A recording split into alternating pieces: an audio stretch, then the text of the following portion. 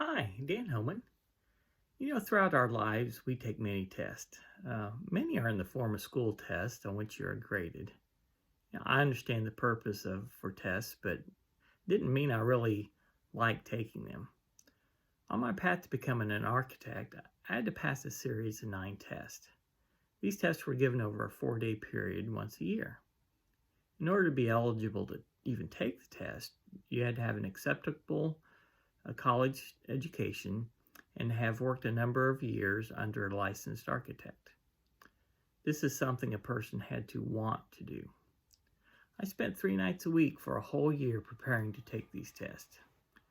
The test consisted of 7 multiple choice tests that ranged in length from 2 to 3 hours, and you were required to select the best answer. But these were not your standard multiple choice answers. You typically had 4 answers to the question and then another 4 or more options, including things like A and B, A, B, and D, all of the above, none of the above, and so on.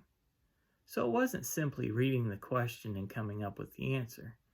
You had to evaluate all the possibilities to make sure you were selecting the best answer, so multiple answers could be correct, but only one of them was the best answer.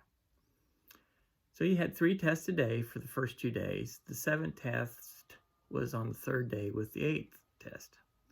The 8th test was a combination of a 2-hour multiple choice test and a 3-hour drawing test for site design.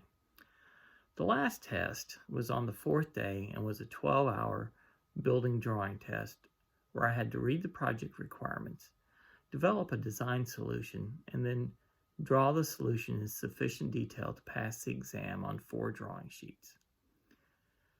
Now, as part of the studying, I was able to practice this exam with a couple of mock tests. This allowed me to establish some parameters for managing my test time. So the week before the test came, I had confidence in my preparation, I had a plan, and I was motivated. The first 2 days went good. I typically was done well before the time limit. The 3rd day was a little rougher with the longer site drawing test, and I felt okay when I was done. The 4th day, the 12-hour drawing test, that was a different story. Because the test was so long, you were able to come and go as you pleased, stop and eat, just about anything except talk to the others taking the test. I read the project requirements in my self-designated time limit and started working on a design solution. Problem was, I wasn't coming up with a workable solution.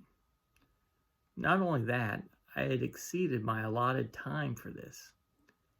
It was 3 hours into the test and I was supposed to be working on drawing the solution already, but I didn't even have a workable solution.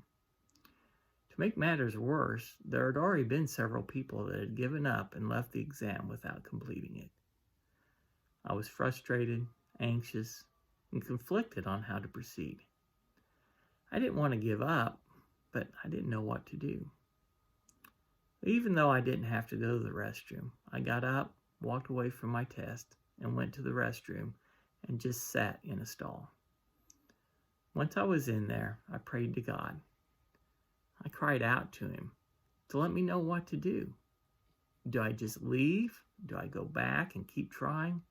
What do I do? As I prayed, God reminded me that he wanted me to be an architect. So I acknowledged that leaving was not an option, but I needed a solution soon. Continuing to sit there with God, it wasn't long before I had a possible solution. And the more I thought about it, the more it seemed like it could work. Excited and thanking God, I returned to my test and started sketching the possible solution.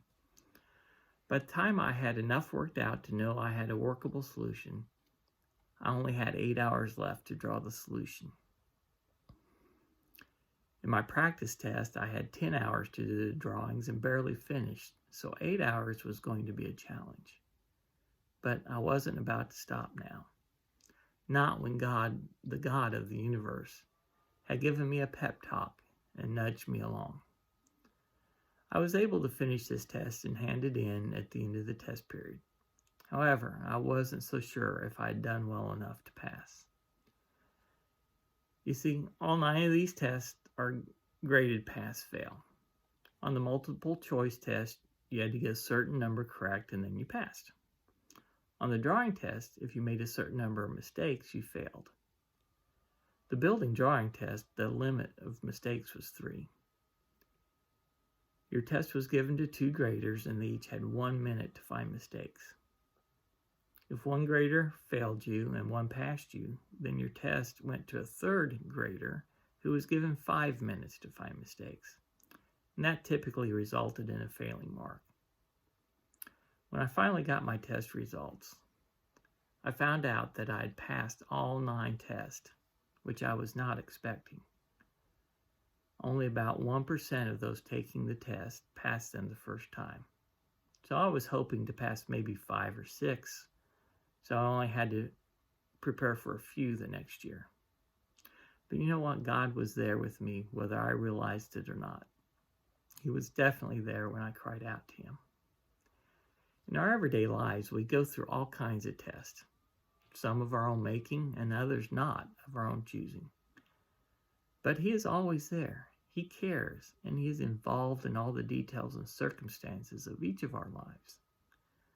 But what a difference it makes if we actually turn to him. Talk about it with him. Let him know that we understand we can't do it, and ask him for help. The Bible is full of stories of those who did that, such as David and Paul. The point is, we all go through tests and trials, and God is there for each of us. He loves us, and he wants to be part of our everyday lives. He's longing to have that close, intimate relationship with you. Revelations 3:20, "Here I am. I stand at the door and knock. If anyone hears my voice and opens the door, I will come in and eat with that person, and they with me." God wants you to come in and be with him. God bless.